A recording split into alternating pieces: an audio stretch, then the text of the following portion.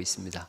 성경이 너무너무 중요한 이유가 성경 말씀을 깊이 있게 또 정통 신학적인 부분에서 성경을 공부하지 않으면 이 혼란한 이단이 득세하는 시대 속에 살아날 수가 없어요.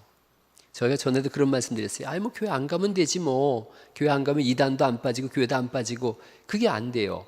교회를 안 가면 일단 예수님을 안 믿으면 그 영원한 볼 것도 없는 멸망이에요.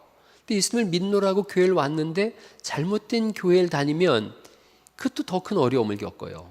그리고 우리의 자녀들이 때로는 이단에 빠지기도 하고 인생 전체가 그렇게 흘러가 버리는 그런 시간들이 왜 그러냐면 교회에서 성경을 피상적으로 알아서 그래요. 그냥 뭐 한 절 읽고 모든 성경은 하나님 교훈으로 된 거래. 교훈과 책망과 바르게 함과 의로 교육하기에 유익하되 이러고 끝나니까 성경 속에 있는 깊은 말씀을 알지 못하고 정통과 이단이 혼재된 그런 속에 살더라는 거죠. 수많은 이단들이 있어요. 요즘 신사도 운동이라는 것을 제가 저번에 한 말씀드렸잖아요. 신사도가 뭐 젠틀맨 운동이 아니라 새로운 사도들이 있다. 이렇게 주장하는 이단들이 있어요. 사도와 선지자가 아직도 존재한다는 거예요. 사도와 선지자가 아직도 존재하면 요한계시록 뒤에 또 성경을 더 써나가야 돼요. 성경은 사도시대 이후로 완성된 이후로는 사도도 선지자도 없어요. 그러니까 사도와 선지자를 주장하면 오늘날 그렇게 주장하는 사람들이 뭐까지 나가냐면 직통계시를 받았다는 거예요. 그래서 하나님 내게 직통계시를 주셨다. 그래서 그 직통계시 가운데 예언을 한다. 이렇게까지 주장을 해요. 여러분 지금은 저랑 이제 신앙생활 오래 하셔서 그런 얘기하면 웃지만요. 목사가 계속 1년, 3년, 5년, 10년 이렇게 설교하면 꼼짝을 못해요. 그런 줄 알아요. 이단으로 넘어간 사람들 중에 얼마나 고학력자들이 많은데요. 그분들이 뭐 무식해서 넘어가는 게 아니에요. 계속 세뇌당하는 거예요. 그래서 거길 떠나면 자기가 큰일 날 것 같은 거예요. 그래서 뭐 이 교회를 떠나면 어떻게 되는지 알지? 막 이렇게 겁을 주고요. 그런 게 신사도 운동이 오늘날 교회 안에 만연해져 있어요. 그렇게 하면 사람들이 많이 오거든요, 실제로. 그 목사님 능력 있대. 우리가 지금 막 가요, 거길 가요. 그래서 목사가 어느 순간 보면은 하나님 자리에 이렇게 있어요. 그래서 기도해 주면서 뭐 일일이 이렇게 해라 저렇게 해라 막 지시도 하고 또 그렇게 해야만 산다고 생각하고 그래서 용한 무당처럼 용한 목사를 찾아다니는 사람들도 있어요. 그런 건 없다라고 제가 말씀드렸어요. 사도시대 이후로 성경에 우리에게 말씀하세요. 신사도도 없고 신선지자도 없어요. 만인 제사장 시대예요. 누구나 하나님 앞에 기도하면 믿음으로 나아갈 수 있어요. 또 사람들이 기적과 표적을 지나치게 의존해요. 또 이걸 또 지나치게 강조하는 집회들도 있어요. 기적, 표적, 뭐 귀신을 막 내어 쫓는다 그래가지고 귀신하고 막 대화도 하잖아요. 예수님은 귀신이 말하려고 하는 것을 멈추라고 아무 소리도 하지 말라 그러는데 이 사람들은 뭐 너 조상이 누구냐 막 그러잖아요.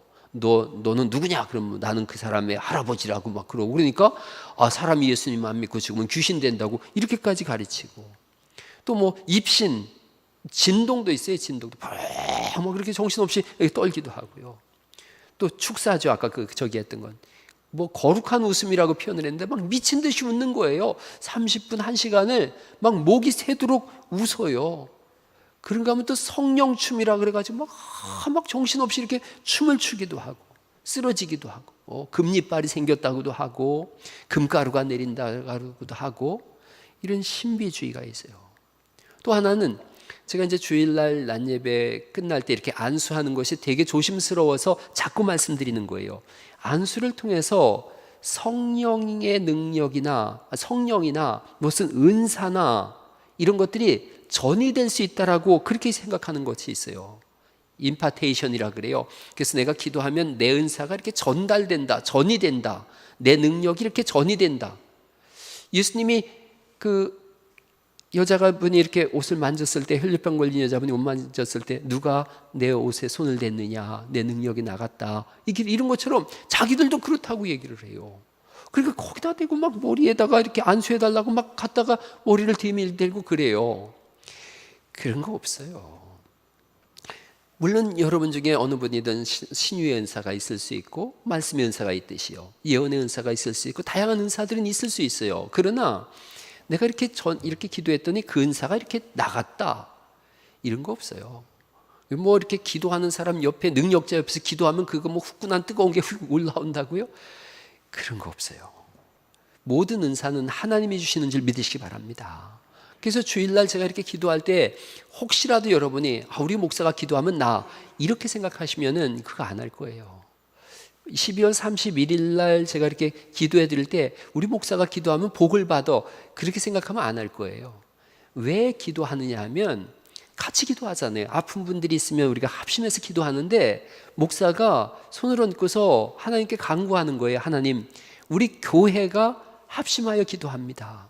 두세 사람이 내 이름으로 모여서 기도하면 하나님 반드시 들어주신다고 했으니 주님 들어주셔서 고쳐주시고 닫힌 문이 있다면 열어주세요라고 우리 모두의 마음을 모으는 게 제가 안수하는 이유 중에 하나예요. 12월 31일 날은 왜 이거 기도하는가? 그건 제 마음속에 꼭 기도해주고 싶은 간절한 그런 마음이 있어서 하는 거지, 내가 기도하니까 복을 받았다, 이런 건 없어요. 복을 빌라고 한 거고 주시는 분은 하나님이세요. 그래서 저는 축복할 수 있어요. 축복할 때 그 축자가 빌 축자예요. 그러니까 저는 복을 빌 수 있어요. 그러나 복을 주시는 분은 하나님이세요. 그러니까 이제 언어도 이렇게 쓰면은 조금 이제는 하나 생각해 보는 거예요. 하나님, 우리를 축복해 주세요라는 말은 사실 어법적으로 안 맞아요. 왜냐하면 축복이라는 게 복을 빈다는 뜻이잖아요. 하나님, 우리를 축복해 주세요라는 것은 하나님, 우리에게 복을 빌어 주세요라는 말이 되니까 안 맞는 거예요. 그냥 축자를 빼버리고 뭐라고 하면 돼요? 하나님, 복 주세요 하세요. 하나님, 저에게 복을 주세요. 그렇게 하는 거지, 하나님 저를 축복해 주세요라는 말은 안 맞아요. 목사한테는 이렇게 얘기할 수 있어요. 목사님, 저를 위해 축복 기도해 주세요.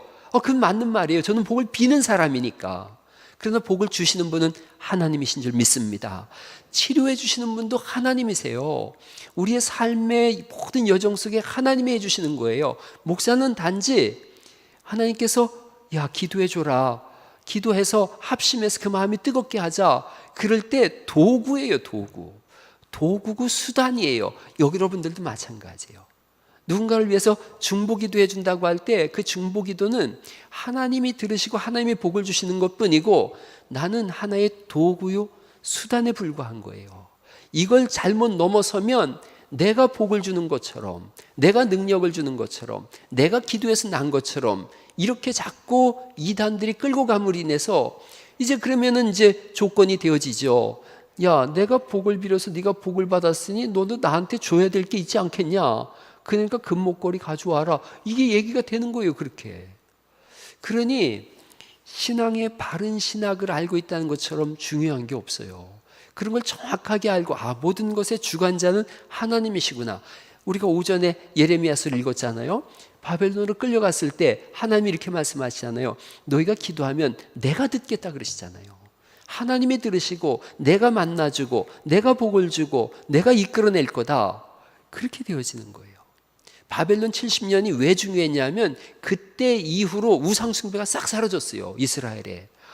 진짜 우상들이 하는 게 아니라 하나님이 하셨구나. 이걸 정확하게 한 거예요. 그러니까 오늘날 이런 부분들이 정확했으면 좋겠어요. 무슨 땅 밟기 기도 이런 것도 이런 개념이에요. 이건 선교사들의 사례 보고에서 나왔던 거예요. 선교사들이 같은 동네인데 이쪽 A라는 동네와 B라는 동네에 길 하나 사이를 두고 A라는 동네에 가서 복음을 전했더니 잘 받아들이더라는 거예요. B라는 동네에 가서 복음을 전했더니 하나도 안 받아들이고 냉랭한 거예요. 그러니까 이분들이 어떻게 생각을 한 거냐면 그 지역을 다스리는 지역 귀신이 있구나, 이렇게 생각을 한 거예요. 그래서 A 지역에 가서는 여긴 성령이 지배하는 지역이니까 복음이 잘 전달되고 여기는 귀신이 지배하는 곳이니까 복음이 잘 안 전달되네. 그렇다면 여기에 들어가서 귀신을 내쫓는 기도를 하자. 그래서 땅 밟기 기도를 하는 걸 한 거예요. 그런데 이건 아주 극히 일부분적인 그런 아주 일부분적인 부분이었어요. 그렇지가 않아요. 온 세상의 통치자는 하나님이심을 믿으시기 바랍니다. 이걸 모르니까 봉암산가요? 그 절에 가가지고 청년들이 가서 막 거기서 찬송을 부르고 그 뭐 십자가를 이렇게 막 하고 그렇게 함으로 인해서 기독교가 크게 무식하다는 소리를 듣고 낭패를 당한 적이 있었어요. 여러분, 땅 밝히기도 이건 신학적이질 않습니다. 오래전에 제가 개척을 하고서 이제 건물을 막 얻으러 다니는데 제가 그때 너무 가난했어요. 그래서 저보다 몇 살 많은 같이 신학을 공부한 분하고 함께 개척을 했어요. 또 이분이 건물을 얻으러 갔는데 대전에 사는 분이었는데 용한 권사님을 모시고 온 거예요. 그 용한 권사님이 저랑 이제 건물을 이렇게 같이 셋이 얻으러 갔는데 저는 몰랐어요. 그분이 어떤 분이지. 근데 어느 건물을 들어가더니 이분이 뭐라 그러냐면 무지개가 틀린 걸 보니까 하나님이 여기에 얻으라는 거예요. 아무리 난 눈을 떠봐도 무지개가 안 보이는데. 그러더니 그 다음에 이제 그 권사님한테 또 기도를 해달라고 그러는 거예요. 내가 전도사가 있는데 둘이나. 그때 권사님이 뭐라고 이렇게 방언으로 하더니 뭐 하나님 뭐 이 땅을 복되게 하시고 막 그러더라고요. 그랬더니 이분이 주머니에서 봉투를 꺼내가지고 주는 거예요. 얼마나 아깝던지. 그걸 나를 줘야지 왜 거길 줘. 그런데 어쨌든 그러고 나서 김제에 우리 집에 갔어요. 우리 집에 이제 그 피아노 학원에 이렇게 갔더니 들어서면서 또 이 무당 같은 이 권사님이 참 이 집을 보니까 무지개가 둘린 걸 보니 이 전도사님은 하나님이 귀하게 쓰실 종이라고 기분은 좋더만 어쨌든 깨름직하더라. 무지개가 둘렸다는 거예요. 아무리 봐도 난 무지개가 안 보이는데. 그런 말이 껌뻑 죽는 거예요. 그래서 제가 나중에 생각했어요. 아, 그분은 시력에 문제가 있는 분이구나 이 생각을 했어요. 뭔 어디는 귀신이 다스린 지역이고 어디는 성령이 다스린지 이런 거 없어요. 여러분 옛날에 그 상여 이렇게 둔 데 있잖아요. 옛날 시골에 그 뭐 행상 두는 데 알죠? 거기도 하나님의 통치하시는 땅인 줄 믿습니다. 거긴 뭐 귀신들이 있는 곳인가요? 그렇지가 않은 거예요. 심지어는요, 이 땅 밟기가 어디까지 진행됐냐면 그 땅에다 십자가를 또 파묻는 일까지 하고 있어요. 이 십자가가 뭐 이렇게 엄청난 이렇게 나무 막대기가 뭐 엄청난 능력이 있다고. 뭐 드라큘라 나타나면 막 이러고 다닌다면서요. 막 이러고 십자가 만들어서. 아, 신앙은 우리 속에 새겨진 거죠. 종교개혁자들이 종교개혁을 하면서 마틴 루터와 깔뱅이 하면서 뭐부터 없앴냐면 교회 안에 십자가부터 없앴어요. 죄송하지만 오늘날 우리가 십자가를 뭐 다 이렇게 새로 붙이고 하는데 종교개혁자들이 보니까 십자가를 전부 부적처럼 사용한 거예요. 그래가지고 머리가 아프다 그러면 머리에 십자가 되고 배 아프다 그러면 배에 십자가 되고 부적처럼 사용하니까 신앙 정신을 바르게 세워주기 위해서 십자가가 뭐 천시받고 무시해야 된다 이런 뜻이 아니라 신앙을 바르게 세워주기 위해서 십자가를 제거하라 그랬어요. 교회 안에. 그리고 이제 사제들이 가운을 입잖아요. 가운을 입고서 막 그걸 입으면 또 거룩해지는 줄 알고 가운 입지 말라 그랬어요. 가운을 없애고 십자가를 없앴어요. 그게 종교개혁의 시작이었어요. 그런데 이 십자가를 막 땅에다 묻는 거예요. 그걸 묻어서 거기가 거룩한 땅이 되게 한다고. 신학의 부재예요. 신학의 부재. 그 축사하는 사람들 귀신 내쫓을 때 이렇게 보니까 뭐 가래침도 막 뱉고 막 하품도 하고 뭐 구토도 하고 막 그래요. 그러면 귀신 나갔다 그러더라고요. 그렇지가 않아요. 이게 죄가 그렇게 물질적으로 빠져나가는 게 아니잖아요. 아이합이라는 거 있어요. 아이합. 우리 교회 가족들은 뭐 그런데 그렇게 크게 열심히 없어서 잘 모르겠지만 아이합이 국제 기도의 집이라 그래요. 이 사람들은 뭐 하냐면 1년 365일 24시간 계속 기도해요. 24시간 단 1분도 빼놓지 않고 기도해요. 그래서 사람들이 계속 교대를 해서 하루 종일 1년 365일 기도해요. 그 아이합이라 그래요. 우리나라에 와서는 K합이라도 하고 그래요. 왜 그렇게 하느냐? 24시간 계속 기도해야 하나님이 거기에 임재한다라고 주장하고 있어요. 마이크 비클이라고 하는 사람이 주장했어요. 이단이에요. 제가 지난주에 어떤 목사님하고 그렇게 얘기를 나누는데 그분이 캔자스시티에 있는 거예요. 거기에 교인들 데리고 갔다 왔다는 거예요. 들어서는 순간 뭐 성령의 강력한 임재 앞에 자기들이 무릎을 털썩 꿇어 앉았다 그러고 계속 기도하면서 하나님의 성령으로 충만했다 그러고 여러분, 기도하면서 성령님으로 충만할 수 있고 성령의 임재를 경험할 수 있어요. 충분히 가능한 일이고 귀한 일이에요. 그러나 잘못된 신학을 가지고서 그렇게 진행하면 그 모든 것이 하나님이 받으실 만한 예배는 아니에요. 그래서 지금 국제적으로 IHAB 정통교단에서 이단으로 이미 규정해 버렸어요. 그런데도 오늘날 수많은 사람들이 캔사스시티에 가는 거예요. 거기 참석을 하겠다고. 그런가 하면 무슨 뭐 제3성전 이런 거 주장하는 사람들도 있어요. 예루살렘 성전을 회복해야 된다. 예루살렘 성전을 왜 회복하냔 말이에요. 우리 마음을 성전으로 다 삼으셨는데 예배당을 자꾸 성전이라고 이렇게 우상시하면 안 된다라는 말씀을 제가 늘 드렸죠. 여긴 예배당이지 성전은 우리 마음속에 예수님 믿는 사람의 마음이 성전이에요. 그리고 이렇게 믿는 사람들의 모임을 성전이라고 하지 않고 교회라고 하고 있어요. 그러니까 여기는 교회의 당인 거예요. 당자는 집당자거든요. 교회가 모여있는 집이니까 교회당이에요. 예배 드리는 집이라 그래서 예배당이에요.